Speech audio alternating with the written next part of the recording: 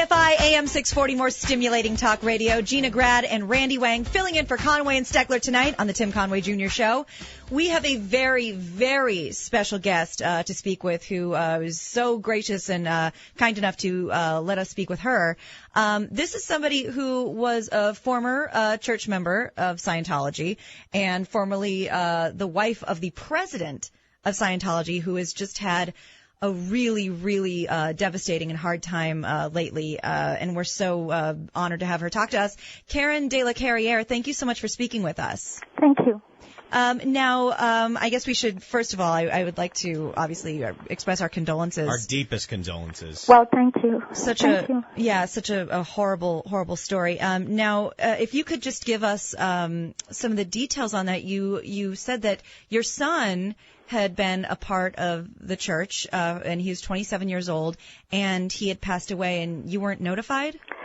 The first time I heard he was dead was a Facebook message saying Alexander Jensch is dead, and I couldn't believe it.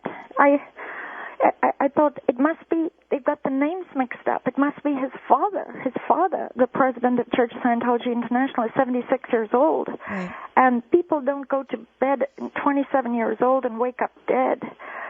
But the church didn't tell me he'd been lying in the Los Angeles morgue for 3 days. Oh, my goodness. Body after body slapped on top of him with just some tag on his big toe.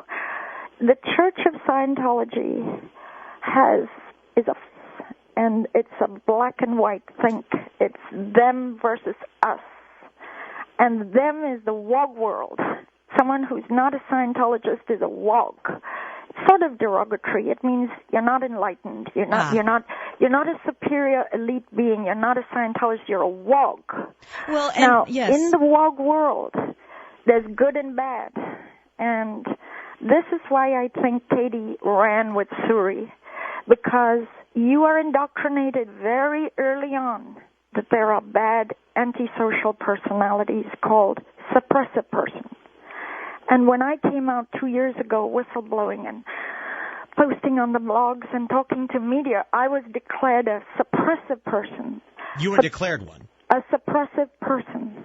A suppressive person is an excommunication from the church with a document proclaiming that you are an evil human being. And no Scientologist can ever communicate with you again. So which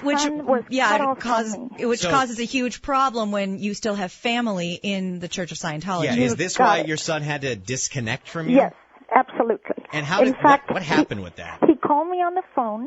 The church had put up a hate website on me because I was speaking out on the blogs and whistleblowing on the atrocities and the draconian punishments. And they got Alexander on the phone, my own son. And they were on the phone. And Alexander said, "Mom, you must never talk to me. You must never text me. You must never email me until you get yourself squared away with OSA. OSA means Office of Special Affairs. That's the legal intelligence branch of the church. That's the church that does the dirty tricks, the real vengeance tactics. Yes. Yeah, we can obviously hear in your voice that this was beyond upsetting. That's not even an appropriate word for that. But what did you feel like he was being strong-armed into saying this, or do you feel like this is something that he really felt? You could hear voices in the background. He was ordered. Do you feel that disconnect? Do you feel that at this point in his time with the Church of Scientology he was brainwashed, or do you feel like he was doing this under some sort of duress? He was born and bred in Big Blue, the big complex. Right, yes. He grew up knowing nothing else. He was a second-generation Scientologist. And he joined the Sea Organization at 8 years old. He was already born for the first 6 years he was in, and then I came out. I didn't. Well, he was born and bred to think like that. So when you left, they decided they turned him against you, basically. Emphatically, they did. If they didn't have the disconnection policy against suppressive persons. Yeah, this is something we've heard a lot in Scientology in the last few weeks, of just stories of you try to get out, they do not let your kids talk to you.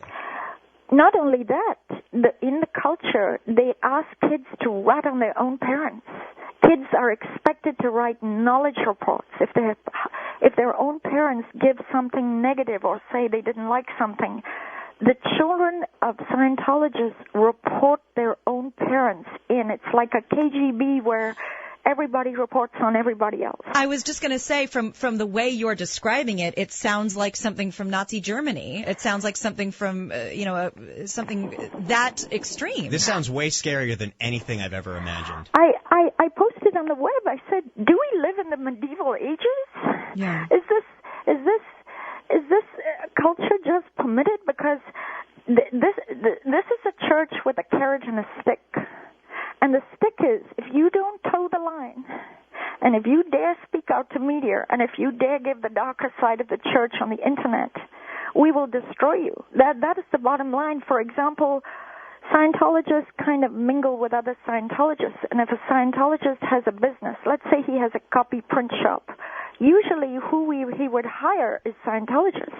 Sure. And if he dares to speak out or do something, then all of his staff will immediately walk out, and his business will be destroyed. So, but yeah. So the power that they have over you is, we will take away your children. We will you will never talk to your children again. We will destroy your business. And I'm sure they've tried to destroy your credibility over and over again.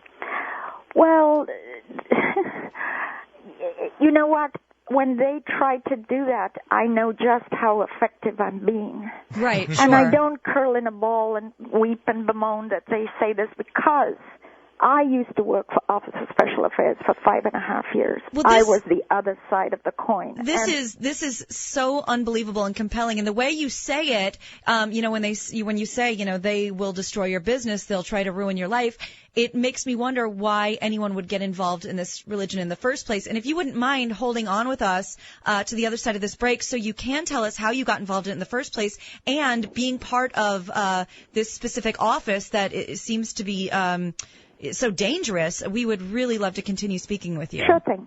Okay, thank you so much. Hold on for just a few minutes. Karen de la Carriere, this is absolutely fascinating. Real-life stories from inside the Scientology Office of Special Affairs. It's the Conway and Steckler Show. Gina and Randy filling in on KFI AM 640, more stimulating talk radio. We have a very, very special guest who has generously called in to talk to us about her experience with the Church of Scientology, and she didn't just dabble in it. This was a woman who was heavily involved, and her son, her family was involved. She was married to the president of Scientology. And she is on with us. Karen de la Carriere, thank you so much for speaking with us. Thank you. Now, you before the break, you said that you were part of the Office of Special Affairs. Can you tell us exactly what that meant? I wasn't in the intelligence branch or a branch that did devious things. I was simply an administrative assistant to Heber, who was the president of the Church of Scientology International at the time. But the Office of Special Affairs is a branch of the church that implements and protects the church under any condition. The reason the church acts so bizarre, and people just can't even, they can't fathom it, is it's based on a premise that anything you do, as long as it's the greatest good for the church, it doesn't matter what you do to external people, lie, cheat, steal, destroy. That's okay, because since the church considers it has the unique technology for the world and is destined to save the world, then anything you do which protects the church, even if it harms others, is justified as it's not even a sin. It's not even a transgression. They think it's for the greater good. The greater good. That is the exact premise on why. Now, I have to tell you something important, because journalists don't get it. There's a huge difference between Scientology, the philosophy, the technology, the religious writings, as opposed to the Church of Scientology. You see, journalists bundle this all into one blob. It is not. I am a Scientologist. I am what is called an independent Scientologist. There are hundreds of us now. We've exited the church. We don't believe that the technology is all fraud and bad and bogus. We don't believe that. We know, obviously, Scientology would not have survived 60 years if it was some flim-flam bogus thing. There's obviously something there. So you do believe in the benefits of audit counseling and things like that? Yes, I do, very much so. And this might be very unpopular, but I train to the very highest level. And all it is really is one person just sitting down, helping another person. It's more like life coaching. Right. What is really, really bad is that the IRS gave them a 501c3 pass, and they have $1.5 billion stockpiled in one account called IAS, International Association of Scientologists. They've got money here, there, and everywhere.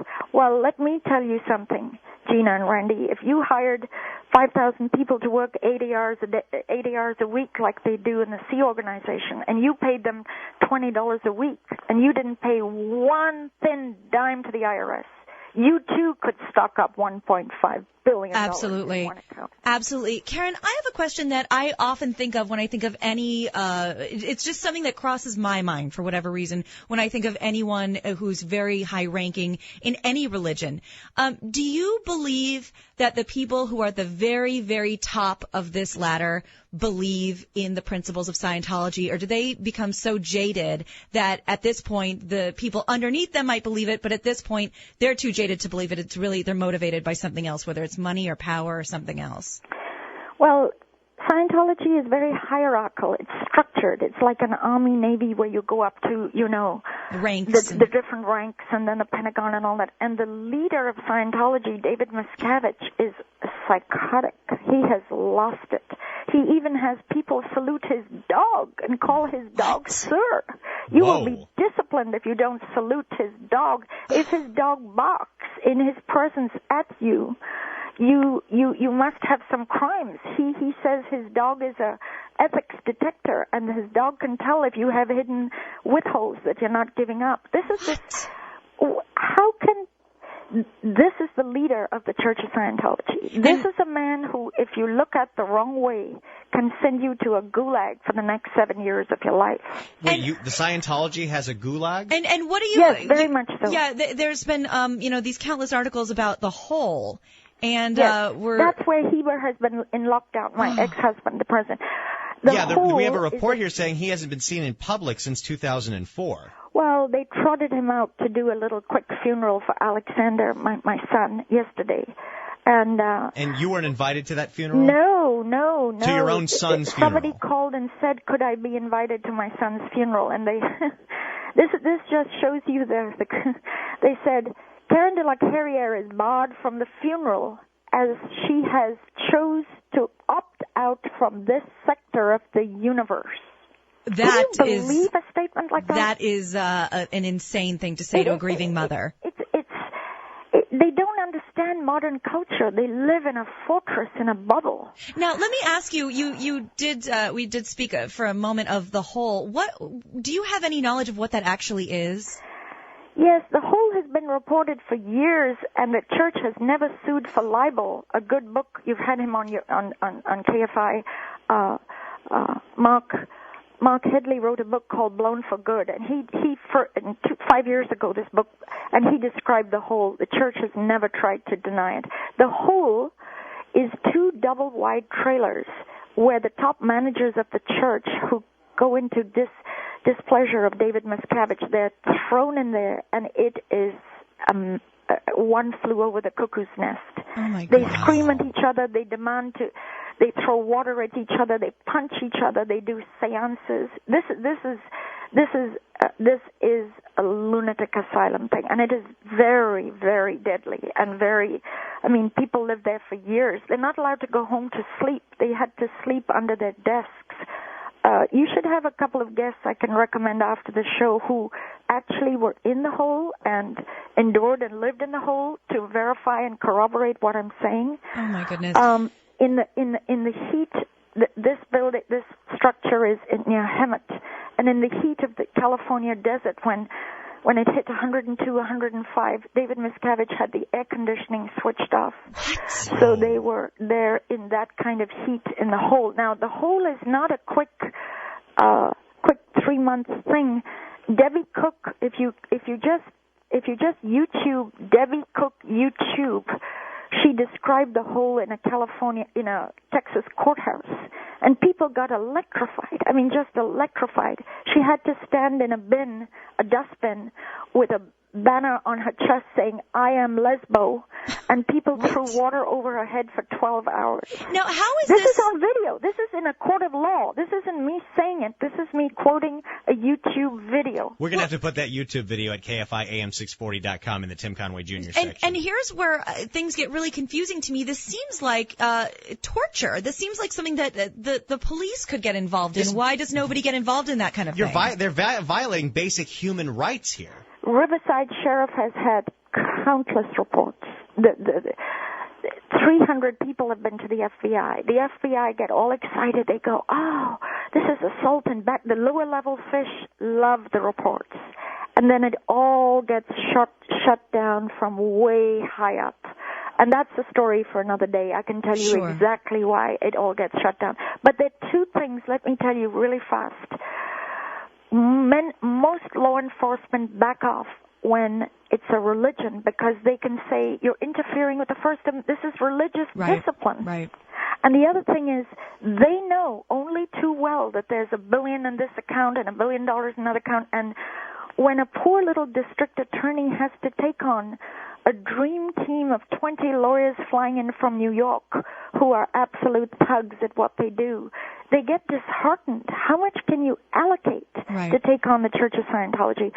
The reason that money is a deterrent, but the other deterrent is the church screams in a court of law, "We're religion, Your Honor. This is religious discipline." And then they can say they're being persecuted.